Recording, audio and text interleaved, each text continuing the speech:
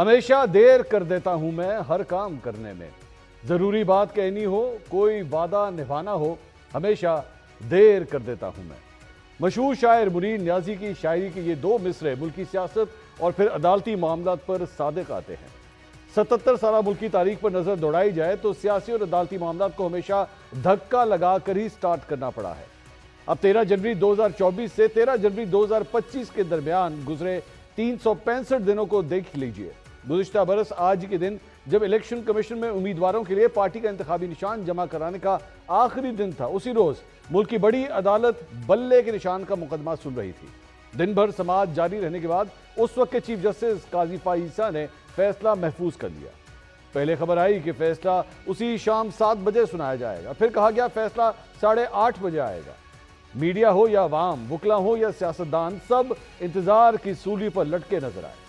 پھر عدالت سے سندیسہ آیا کہ فیصلہ رات 11 بجے سنایا جائے گا۔ بالآخر رات گئے فیصلہ آ گیا اور تحریک انصاف کو انتخابی میدان میں بلے کے بغیر اترنا پڑا۔ یہی نہیں، 8 فروری کو انتخابات سے ایک ہفتہ پہلے میرے کپتان اور ان کی اہلیہ بشریٰ بی بی کو 3 دن میں 3 مختلف مقدمات میں پے در پے سزائیں سنا دی گئی۔ تحریک انصاف کی طرف سے کہا گیا کہ ان فیصلوں کے بعد انصاف کی ٹرین پٹری سے اتر گئی۔ مخصوص سیٹوں کا فیصلہ ہو یا پھر نیب ترامیم بحالی کا کیس، سپریم کورٹ نے مقدمات سنے اور فیصلے جاری کرنے میں 6 ماہ لگا دیے۔ رہی بات انتخابات میں دھاندلی کیس کی سننے کی، تو یہ پٹیشن اب سپریم کورٹ کے کسی کونے کھدرے میں دھول سے اٹی پڑی ہے، کیونکہ ہم ہمیشہ دیر کر دیتے ہیں صحیح وقت پر صحیح فیصلہ کرنے میں۔ ناظرین، آج بھی 13 جنوری ہے، آج بھی عدالت نے ایک فیصلہ سنانا تھا 190 ملین پاؤنڈ کیس کا۔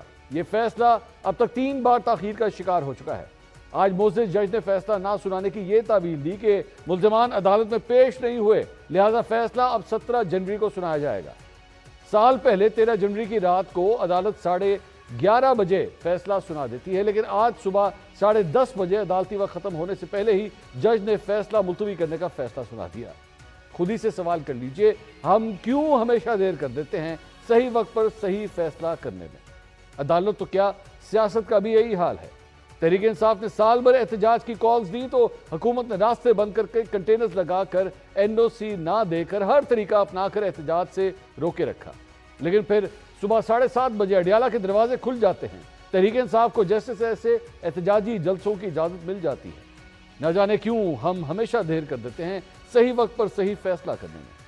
6 مہینے پہلے حکومت تحریک انصاف پر پابندی لگانے کی باتیں کرتی ہے۔